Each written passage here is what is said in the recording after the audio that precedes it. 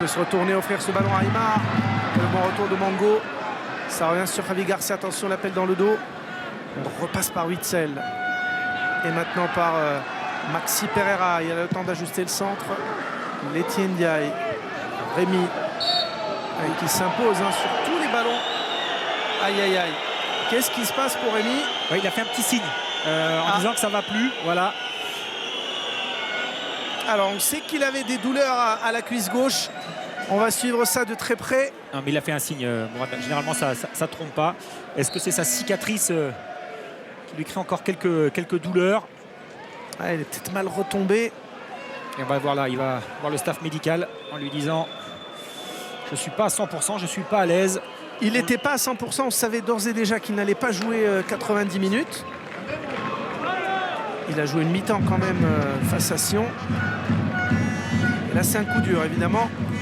On vous donnera les nouvelles de Loïc Rémy. Alors, on va voir.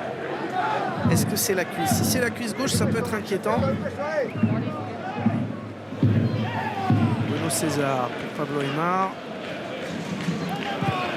L'équipe marseillaise qui évolue à 10.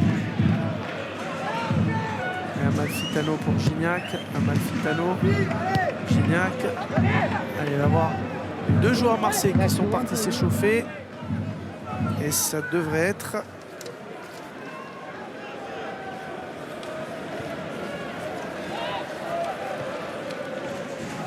Est-ce que c'est Anani qui va rentrer?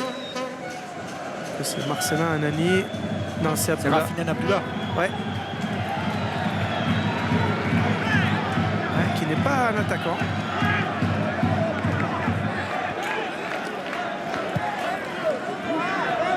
Il fait un bon match.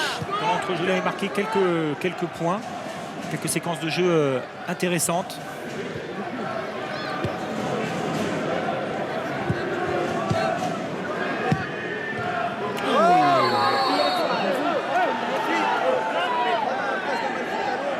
Eh bien, les jeunes Marseillais ont vu ce que c'est le haut niveau en termes d'engagement physique. Ouais, l'entrée de Rafidine Abdullah. Alors qui va se positionner derrière, hein. C'est un milieu défensif normalement. On a bandé la cuisse de Loïc Rémy, la cuisse gauche. Aïe, aïe, aïe. Et on a mis une poche de glace. Alors est-ce que c'est un coup? Ouais, ça c'est une image importante. Alors c'est cette cuisse gauche qui a donné du souci à Loïc Rémy. On va évidemment être aux nouvelles avec Amalfitano qui du coup est passé en milieu droit. Gignac qui ne passera pas. Évidemment, Patrick, c'est une mauvaise nouvelle pour le staff marseillais. Ce que vous avez vu par rapport à Loïc Rémy, ça peut être bien sûr, une petite contracture. Et là, il y a la poche de glace. Alors, on espère bien sûr pour lui et pour tous les supporters marseillais qu'il s'agisse d'un coup et donc d'une béquille. Peut-être qu'il a encore quelques séquelles de sa cicatrisation par rapport à sa déchirure. Et puis lorsqu'on est en phase de reprise, quelquefois, j'ai l'impression qu'on a une douleur persistante. Alors mécaniquement, il se peut qu'il n'y ait plus rien. Et derrière, on est toujours à la recherche, on est toujours dans la retenue. On pense toujours qu'il y a une blessure qui va se créer. Et donc, on ne joue pas complètement relâché. On rappelle, Patrick Guillou, que c'est cette cuisse gauche qui avait empêché Loïc Rémy de participer à l'Euro. On va d'abord suivre cette offensive avec Gaëtan. Maxi Pereira, le 102e poteau, Cardozo. Ah, il a manqué, allez, 5 cm à l'international paraguayen, au meilleur buteur de l'exercice 2011-2012. Il y a un problème de complémentarité entre Aloué et Amari dans le replacement défensif, trop éloignés l'un de l'autre. Et souvent, Aloué est en situation d'infériorité numérique. Centre, deuxième poteau encore, la reprise. Et elle est dégagée, cette balle, heureusement, par Papembo. C'est important qu'il y ait cette complémentarité, cette complicité entre le milieu excentré et le latéral. Parce que sinon, les latéraux souffrent. Pourtant, le travail de harcèlement, de replacement. de réduction des espaces. Luisinho. On rappelle évidemment, Patrick, bien les trois joueurs essentiels pour la défense marseillaise et notamment les défenseurs centraux. La garde noire est absente. Nkoulou, Mbia, Souleymane Diawara, les deux Camerounais et le Sénégalais. Et qu'a priori, l'OM ne compte pas trop, hein, ni sur Etienne Ndiaye, ni sur Papembo. Même si Etienne Ndiaye a fait un très très bon match le week-end dernier. Lui qui a une deuxième partie de saison compliquée avec Ajaccio à cause de ses blessures à répétition. C'est sa terre de prédilection, hein. Ajaccio, il a été prêté à 3 reprises. Benoît Chéroux qui essaye d'apporter un petit peu de variété dans le jeu, de déséquilibrer le bloc adverse.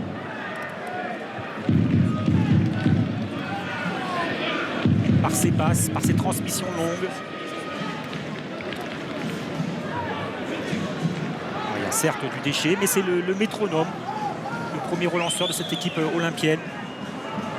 Lui qui est chargé de faire le relais entre la défense et le milieu de terrain. Alors qu'on a vu Jorge Jesus, hein, l'entraîneur de Benfica. Là, il est revenu sagement dans sa position. Mais tout à l'heure, il était quasiment sur la pelouse. Ah, Patrick, donc on rappelle la sortie de Loïc Rémy, l'entrée du jeune Abdoulaye Rafidine. Ce qui fait que Marseille joue dans un 4-3-3, on peut dire ça, avec Amalfitano qui est monté d'un cran. Et puis Ayou qui pour le moment joue sur le flanc droit parce qu'il y a eu un changement de position. Et Amari côté gauche. Oui, ça c'est surtout la présence de Rafidine dans l'entrejeu. Très très prometteur ce joueur. Il est passé par la case équipe de France lui aussi. Il est tout jeune. Attention à Cardozo. La tête, l'Etienne Ndiaye, le retour. C'est plutôt bien joué de la part d'Amari.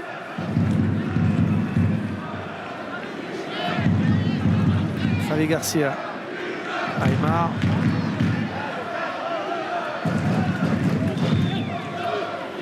Évidemment, les jambes sont lourdes par les séances quotidiennes des Marseillais, les séances d'entraînement. Aujourd'hui, ils ne se sont pas entraînés. Et Benoît Chéroux rappelait que cette préparation physique était plus difficile que les années précédentes. Vous avez même dit que parfois ils auraient envie de jeter le préparateur physique Christophe Manouvrier dans le lac, tellement ils ont souffert, tellement ils ont morflé comme ils ont dit. En tout cas, tout le monde est d'accord pour saluer pour l'instant le travail physique de cet homme, Christophe Manouvrier. Aymar. Gaëtan. Maxi Pereira, infatigable côté droit. Un nombre incroyable de centres. Javi Garcia, Maxi Pereira et Cardozo qui demande le ballon. Gaëtan va-t-il l'avoir? Oui, centre en retrait, repoussé par Chéroux. Mais l'OM subit très clairement depuis une grosse dizaine de minutes. Sans doute aussi, Patrick, la sortie de Rémy a-t-elle un peu chamboulé l'organisation tactique, hein. Je ne vais pas grossir le trait, mais il y a un vrai problème sur le côté gauche. Attention à ce ballon. La bonne défense, c'est pas fini. Witsel, penalty. La faute de Chéroux. Alors, dommage. Ce qui est surprenant, Mourad, si vous me le permettez, c'est un des joueurs les plus expérimentés qui va faire une faute grossière. On va la revoir tranquillement. Voilà, il se relève rapidement, Witsel. Et il y a un petit espace où Benoît Chéroux pense pouvoir intervenir sans difficulté. Il y a faute, hein, oui, il n'y a absolument rien à dire. Et la faute, et c'est au départ de l'action, encore une fois, qu'il y a un manque de concentration. Et puis après, l'expérience de Witsel de placer son corps. Oscar Cardozo.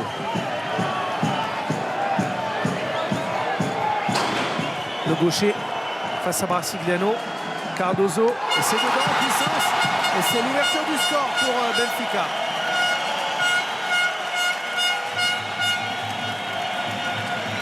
L'ouverture du score, elle est signée. Oscar Cardozo, le Paraguayen, le meilleur buteur la saison dernière au Portugal. Et au bout du match, c'est logique, hein, même si Marseille a eu quelques contres intéressants. je ne vais pas dire contre le cours du jeu. Difficulté pour tromper Brasiliano en force, plein axe. On voit toute la rage hein, parce que on pouvait penser que les joueurs portugais allaient marquer sur une action de jeu et pas sur un coup de pied arrêté. Il y a eu une erreur de concentration au départ de l'action. La meilleure opportunité était à mettre au crédit des joueurs de l'Olympique de Marseille. Mais c'est vrai que la pression était plus constante, plus forte au cours des 10 dernières minutes. La charnière centrale tenait bien du côté olympien, mais c'est sur les côtés qui sont en difficulté. Et surtout, ils sont incapables d'exercer un pressing sur le porteur du ballon. Donc systématiquement, ça revient. On ne va pas dire des déferlantes, mais des mouvements collectifs. Et donc fort logiquement, l'équipe du Benfica mène au score.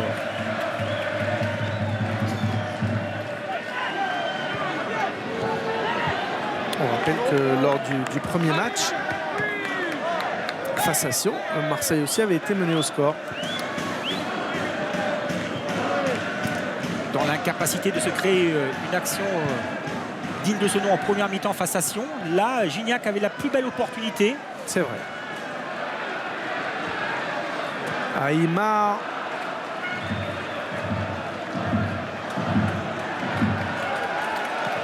Attention, centre, deuxième poteau. Vous rappeliez quelques problèmes sur le côté. Patrick, il ne faut pas oublier que Morel, qui avait joué face à Sion, est absent aujourd'hui. Parce qu'ils sont en difficulté par rapport au déplacement de Aymar dans les intervalles. Corner ou faute? Corner. Embo avait beaucoup d'assurance sur cette intervention.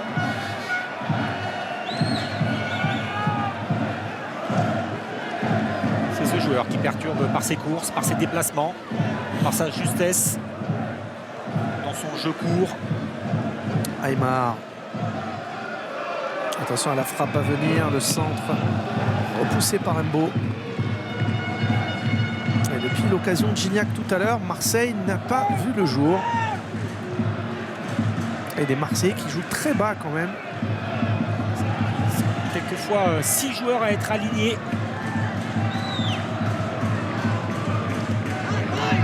Certes, c'est un match de préparation. Et l'objectif, c'est d'arriver à fond pour la première du championnat. Et pour le tour préliminaire aussi, d'ailleurs, de l'Europa League. Je ne sais pas encore si les Marseillais vont jouer à Fos-sur-Mer ou pas à Marseille. Ouais, ça, c'est un bon tacle de Senamango avec ses faux airs de Tai Taiwo qui intéresse Benfica, mon cher Patrick, parce que l'AC Milan a demandé à l'ancien Marseillais de trouver une destination, de trouver un club absolument pas prioritaire pour rester en Italie. Si Emerson est parti du côté du Benfica, ils ont recruté Luzinho. Ouais. Witsel. Aymar. C'est trop bon. On rappelle aussi donc l'absence de Jérémy Morel, donc touché au ligament latéral interne. Il en a encore 4 à 5 jours. Diawara, Souleymane Diawara, lui, a travaillé toute cette semaine très intensément. Il a repris la course. Il devrait revenir au mois d'octobre. Alors qu'on voit là Georges Jésus ou Jorge Jesus. Maître tacticien quand même, capable de s'adapter au système adverse, capable d'impressionner par sa maîtrise tactique. Il faut rappeler quand même que Benfica, l'année dernière, on l'a dit, un quart de finaliste de la Ligue des Champions, ils étaient partis en tour préliminaire. Ils ont éliminé l'été dernier Trabzonspor et Twente. Ont fait une excellente première phase où d'ailleurs ils avaient affronté United à l'aller au retour, ne perdant pas, mais ni à Old Trafford ni au Stadio de la Luz. Et puis derrière ce quart de finale avec une élimination totalement imméritée face à Chelsea, et notamment un match aller où Chelsea avait une réussite assez étonnante au Portugal, s'est imposé 1-0 alors que Benfica avait largement dominé le match. C'est dire que eh bien, l'OM affronte aujourd'hui un Cador